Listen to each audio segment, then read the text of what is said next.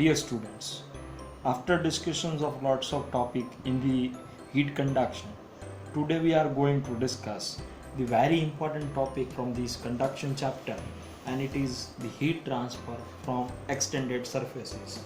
So in many engineering applications, it is often required to improve the rate of heat rejection, or we can say dissipation from a surfaces to the surrounding.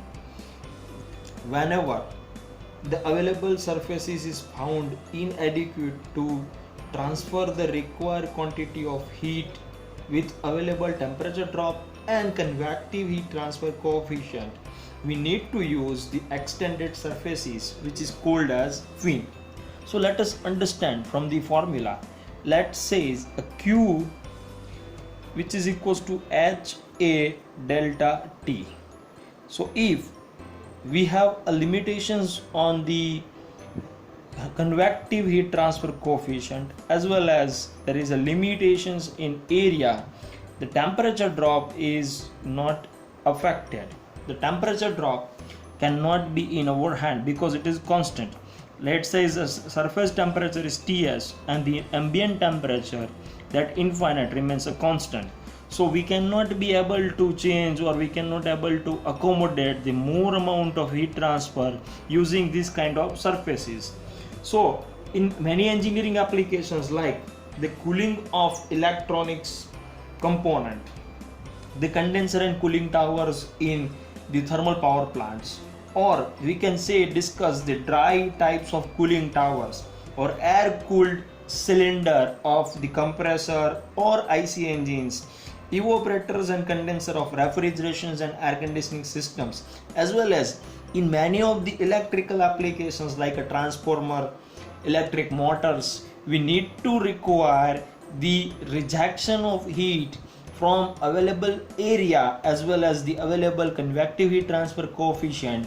So for these conditions, when we have to enhance the rate of heat transfer from the surfaces, we have to go with the extended surfaces like this. See, in this case there is no extended surfaces and we have a limitations with H, A and delta Ts. But if we go for the extension of surfaces like this, so this extended surface is generally be known as the term fins, and this extended surfaces will improve, or we can say that enhance the rate of heat transfer from available surfaces or available area.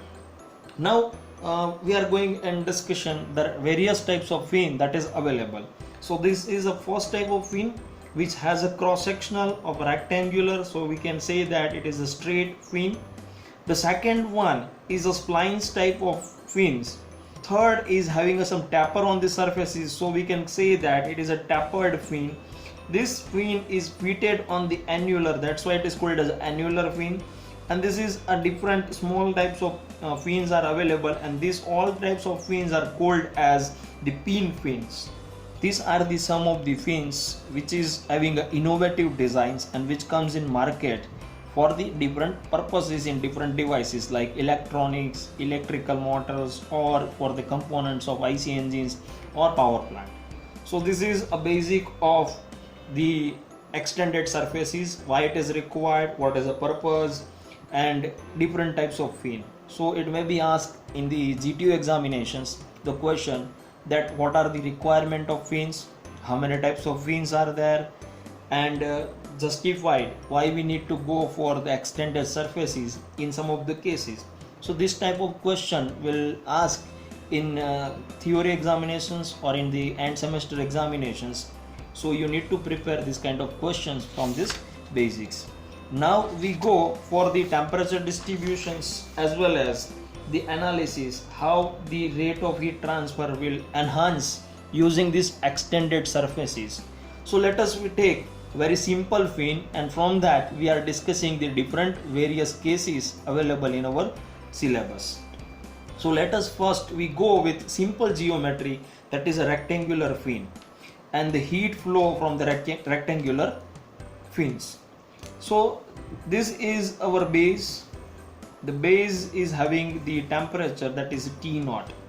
The T is a temperature at any particular X, means T naught is a base temperature, and T, let us write T naught is the temperature at base.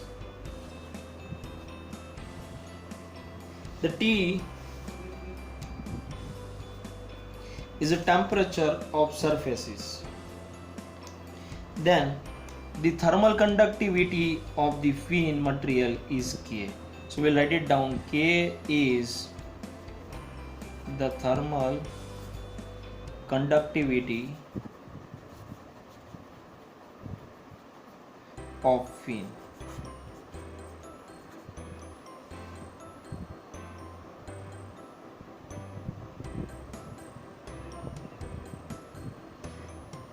So K is the thermal conductivity of fin. Then H is a convective heat transfer coefficient between the surface of fin and the ambient. It means it is the convective heat transfer coefficient between air and the layer of the extended surfaces. Then we have the temperature, that T air is the ambient temperature, or we can write as air temperature. Then the L, capital L, is the length of this fin. So L is a length. Then suppose we consider this is a thickness, and thickness we give as a Y. So Y is the thickness of fin. Then this dimensions, if we give this dimensions, this dimension is B, which is the width of fin.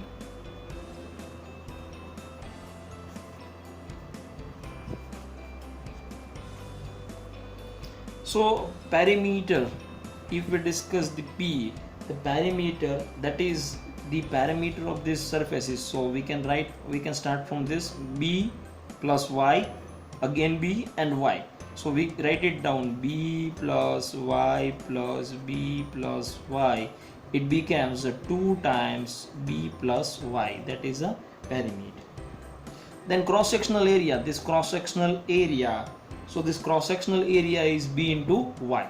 So we can write that ACS equals to cross-sectional area, which is equals to B into Y. So this is the some of the nomenclatures that we are using for the derivations of temperature profile on rectangular fin. Now we go for some of the assumption that we made for analysis. Assumption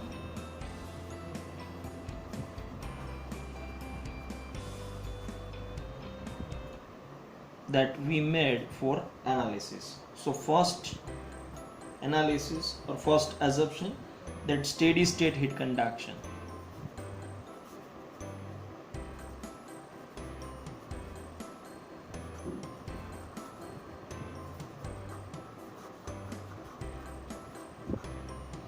Then second,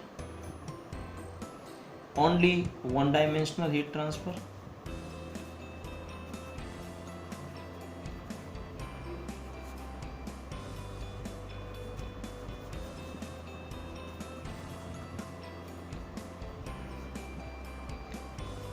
Third, then uniform convective heat transfer coefficient, means H is uniform on surface of fin.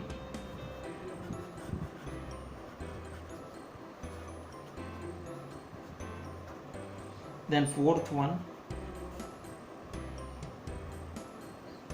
the contact thermal resistance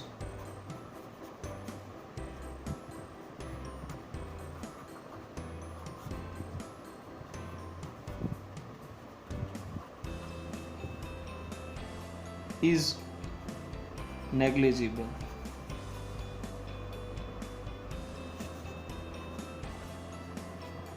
Then fifth one,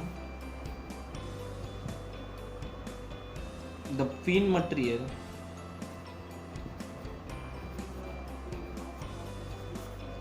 is homogeneous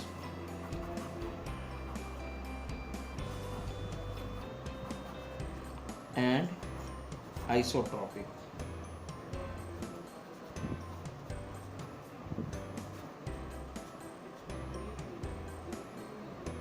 Then sixth one, the heat transfer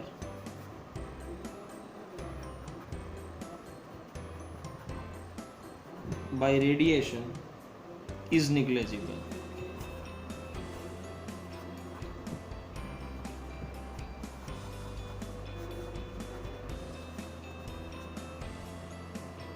And the thickness of the fin is small compared to the length of weight, so the temperature gradient across the cross sectional is neglected. It is very important. So let me write that. Seventh, the thickness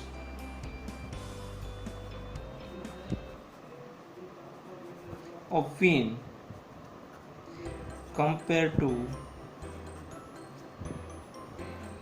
length is small. So the temperature gradient over the cross sectional area is neglected, means temperature gradient over cross sectional area is neglected. It means there is no temperature drops on the cross sectional area. So now let we go for the analysis.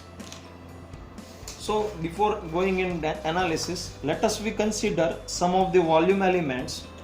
Let we say we are considering this volume elements. This is small volume elements that we are going to discuss, or we can go for analysis. So we consider this small volume. So the heat enters from the base by a conduction, that Q dot conduction, that is in heat. The heat which comes out from this cross sectional area, that is having a width of dx. So this is the Q dot conduction x plus dx, and some of the heat which is flow from all around the surfaces, it means from all the sides by the convection, so that is called as Q convection. It means the heat is convected from these surfaces, then to side as well as from bottom surfaces. So heat which is flow by a mode of convection from all the four surfaces that we are taking. So we will write it down the balance equations for that, and as well as we will note it down the various heat inputs as well as heat which is leave from the control volume. So first we write it down. We write it down that heat conducted in the elements. So let us go. First is heat conducted into the element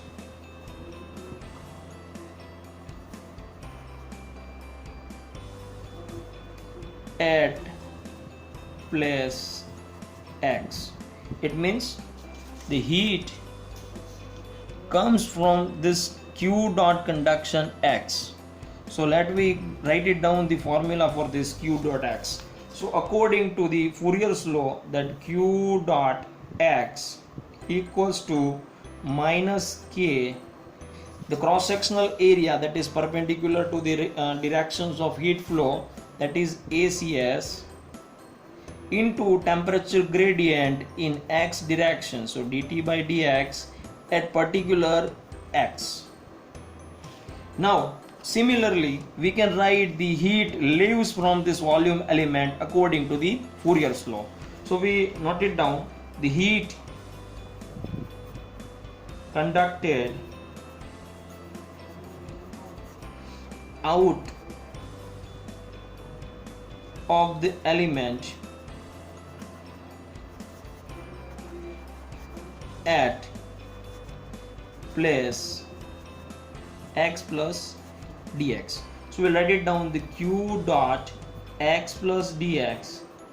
And if you remember the formula of the Taylor series expansion, then we can write it down using the Taylor series formula, that the q dot x plus dx equals to q dot x plus d by dx of q dot x into dx plus d by d, it means del square by del x square of q dash x into dx square.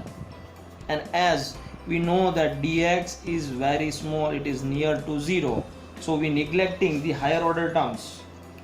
It is near to 0, so we are neglecting the higher order terms, and we get the q dot x plus dx equals to q dot x plus d by dx of q dot x into dx.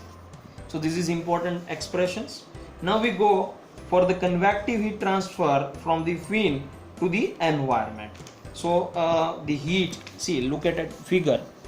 From the figure we can understand the heat is convected from these surfaces, then to side surfaces, and from the bottom surfaces. So heat is convected from the 4 surfaces. So the area of the front surface is becomes, this is b and the width is dx, so it becomes b into dx. If you go over here, then it becomes y into dx. So b into dx, similar way bottom side b into dx, here it is y into dx, here it is also y into dx. So y plus b, that is a parameter, and we have to multiply with this dx. So we can write the heat convected, our third element, that is heat convection from the fin element or from the element. Let we understand further using the simple graph or simple figure. See, this is our fin.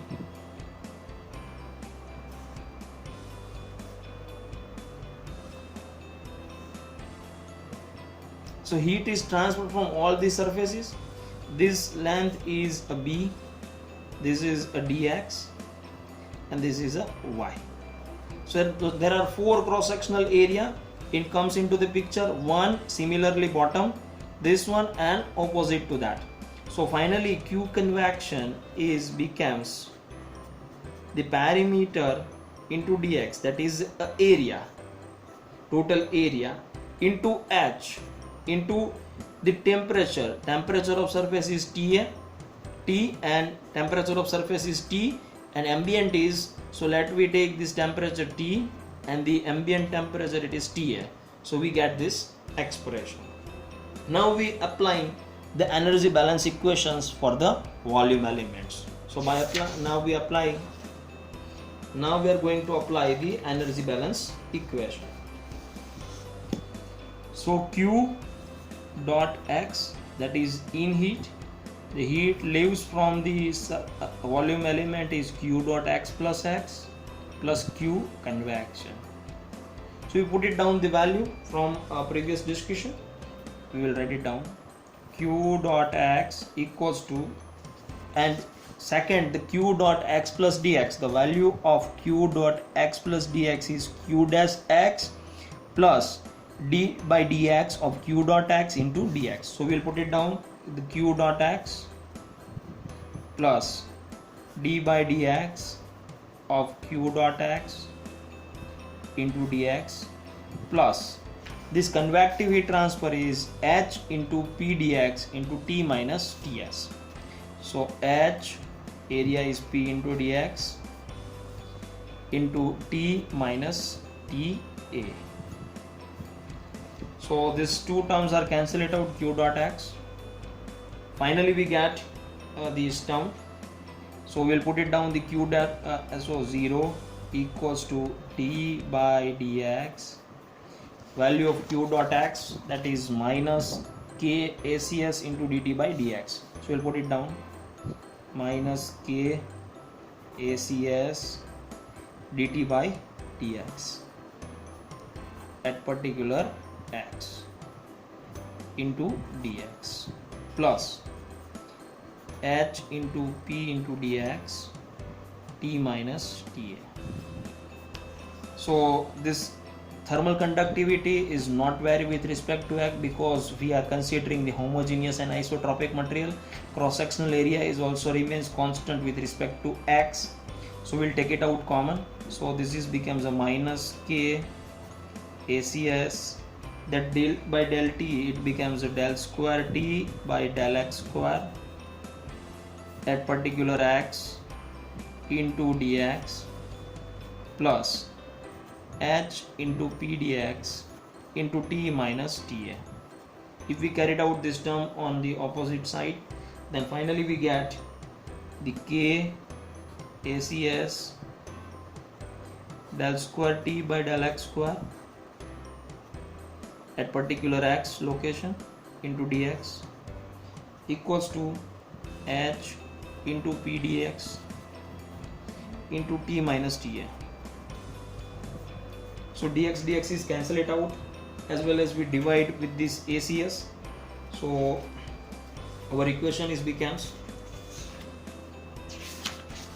that k del square t by del x square at particular x, the dx is cancel it out.